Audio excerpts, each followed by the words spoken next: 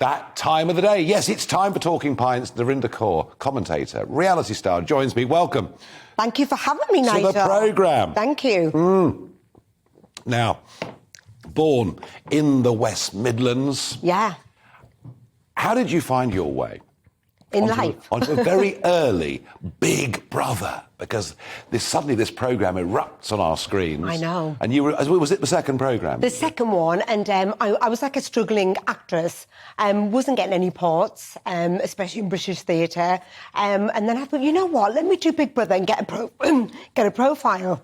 And it didn't really work. It did give me a profile, a huge profile, but I wasn't really taken seriously. And no one knew where to quite put me.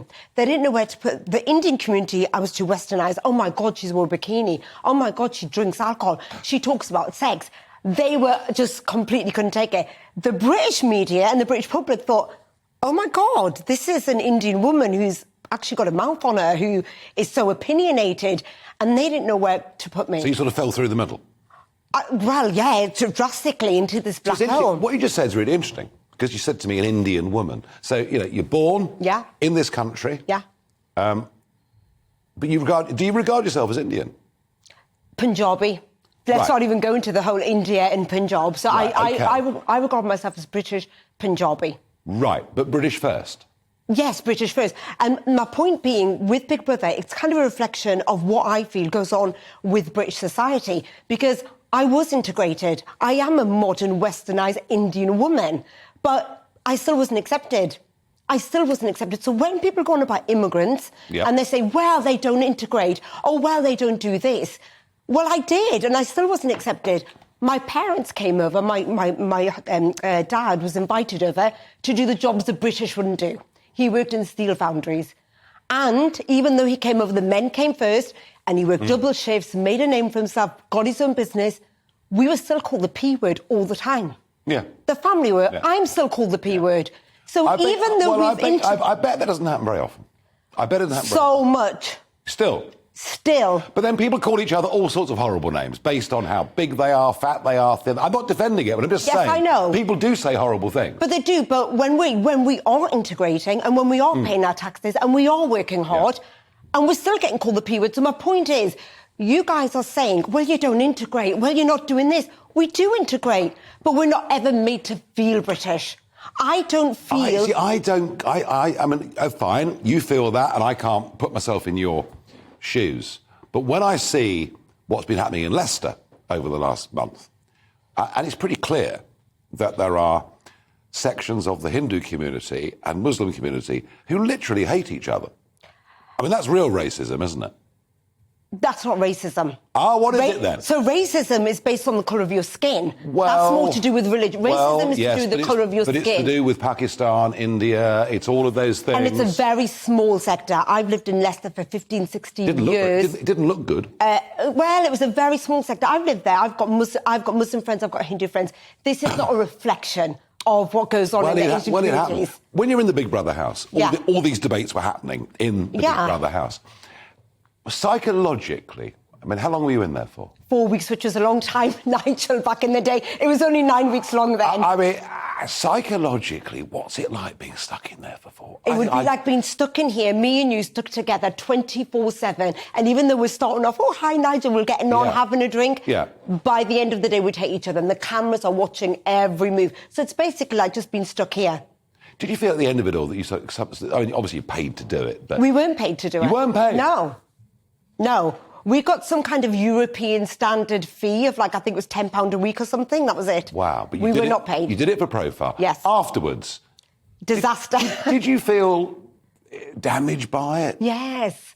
And, the mental aspect. It's quite an abusive programme, isn't it? Yeah, I'd say reality TV, even though, look, Big Brother fans are brilliant. They're very supportive. I think what Big Brother does in terms of reality TV, it is a reflection of society because we don't accept... What the British public decide with Big Brother is they don't accept nastiness, meanness, racism, misogyny, and the British public vote.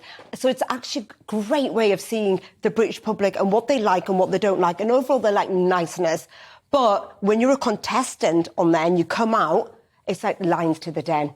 It was the British press with were the media. Yeah. The media were ruthless. They were ruthless with me. I was called fat. I was called ugly. I was called, they'd go to the temples and say, ban her. She wore a bikini, and it was horrible, especially when you've got no experience of it. I mean, I don't know how when you get trolled, how do you put up with it? I just ignore it. Well, in fact, I tell you what, I ignore it and go for a drink. I mean, that's what no, I mean, look, the whole world. I guess the difference is... What do you think of reality TV? Would you do Big Brother? No. Wouldn't you? No, I really wouldn't. I was offered Big Brother several times. I was offered The Jungle several times. Oh, my God, why don't you do it? I was actually offered life-changing money at a time when I've been in politics 20 years. I really did need money. Two reasons, really. One, I just felt there was an element of humiliation in the whole thing. And two, I always thought, you never know in politics. I came back once, the Brexit. I came back with the Brexit Party. And I'm not saying I will come back in the party, but who knows what the future holds. Yeah.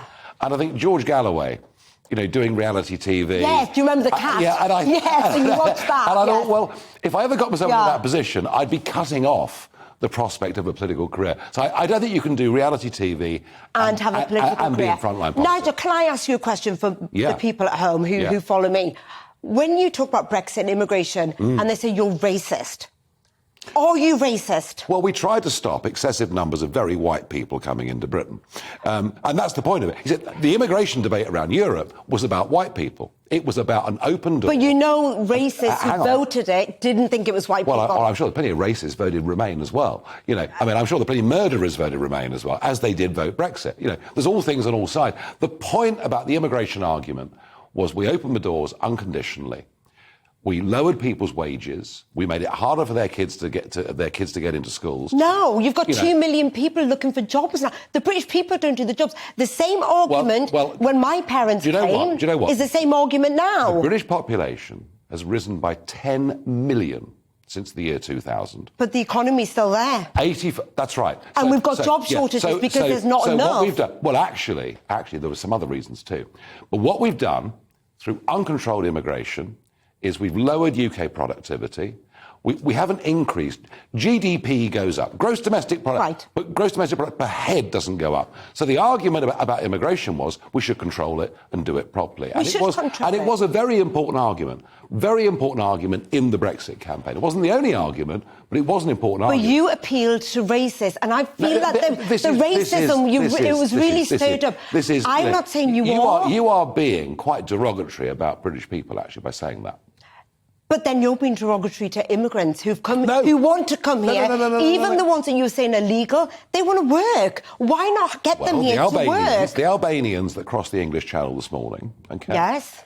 About 150 Albanians this morning, I think, crossed. They want to come and join criminality in Britain and make. You don't know that for a fact. That's suspected. Well, I know what Border Force said last Saturday. They said that we are now opening the door to people. You're stirring up a pot here, Nigel. Do you want violent criminals living in your street? So when you let the Ukrainians in, they could be violent criminals. No checks are made.